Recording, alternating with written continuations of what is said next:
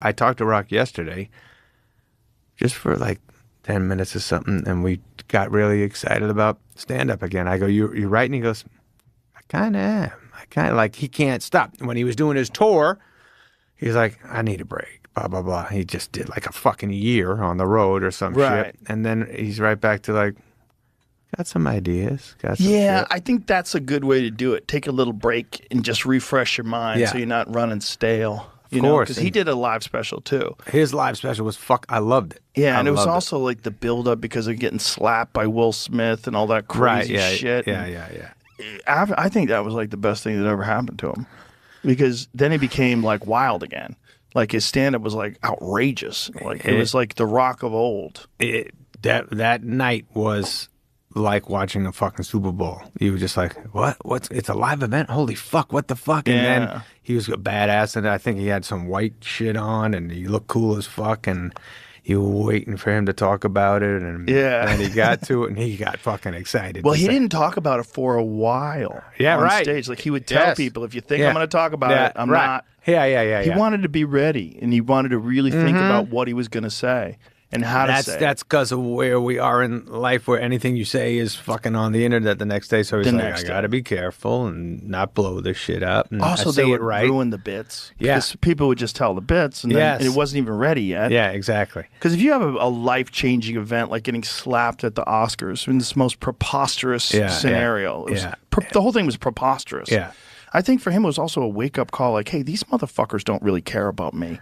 In that moment, they didn't protect me. Nobody stopped it. He went back and sat down, and then he got an award afterwards. He got a standing ovation. Like, what the fuck is going on here? It was fucking weird. Yeah, because you always want to be that guy who's hosting the Oscars and who's starring in the big movies, and that's what everybody wanted. Everybody wanted to be the big movie star. But then you realize, like, well, these people are fuckers.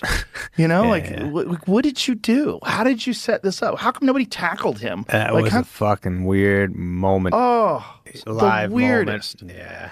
It was like a guy just showing his ass. Like you just pulled your pants down, showed the world your ass. Like, why did you do that? Yeah. He probably wakes up in the middle of the night going, why did I do that? That whole thing sucks. Yes, beyond.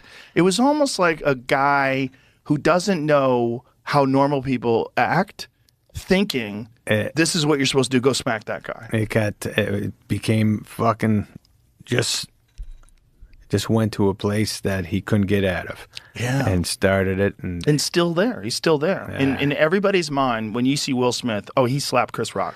That's like, not I Am Legend, not Muhammad Ali, not insanely good movies. Yeah. The guy's an incredible actor. Absolutely, yes. He's been in so many banger movies. Yeah. He's a fucking blockbuster movie star. Yeah. And people see him, they go, oh, he slapped Chris Rock. Fuck that guy. Fucking sucks. God damn it. Terrible. Man. It sucks, man. It fucking, it follows you around. It sucks. But my man, Rock, and the Kinnisons, like, and the that shit, when you spread it, that happens like once every fucking 8 years or something, where somebody becomes this shit. Yeah, every now and then someone pops through, and it elevates all of us. Yes. Everybody that gets to see it, they go, oh my God, I want to be better. I want to write more. Yeah. When I used to see Chris at the store, whenever Chris would come in and he would do a set, I'd watch and I'd be like, oh my God. I remember one time I was fucking in the back of the room, and this comic stood in front, like, while I was watching Chris. He's like, dude, I got to get on your podcast. I'm like, you got to get the fuck away from me. I'm watching Chris Rock. Like, why aren't you watching Chris Rock? He's one of the greats, and he's on stage right now. Yes. And you're talking to me. Holy shit. Get the fuck out of here. That's so funny, man. That guy's never been on my podcast to this day. I'm like, get out of here. You ruined the moment. Get the fuck out of here. Dude, Rock is... never wasted a fucking minute on stage. Always trying shit out. Always was either notebook or just trying to remember or whatever. Never fucking got tense with the crowd. Just like, they're not liking this, but I'm liking it, so I'm gonna keep going. Well, he would do this thing where he would go on stage and he would just have raw premises. Right. And he was so comfortable with total silence. Yes.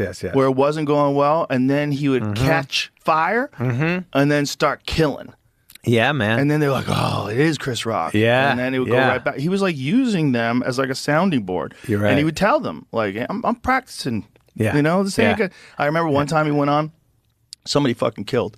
And he went on, and the first thing he said, hold on, relax. It ain't going to be that funny. Right. They told him. Yeah, it's not gonna be that calm funny. down. Exactly. Like, I'm working on some shit. Yeah. But that's how you develop a monster hour. You have to start off with building a structure. Yeah, and man. Get a foundation. And, yeah, you fucking, even your first night of the tour, by the last night, you go, now that's my act now. Yeah. The friends who saw you the first 2 nights, you're like, fuck, I wish you would have seen me fucking. Right. A couple weeks later, I figured out that bit. Yeah, you don't want anybody to see you when you're doing a workout set. Like, get the fuck out of here. Oh, man. This is a workout set. Like, this could be terrible.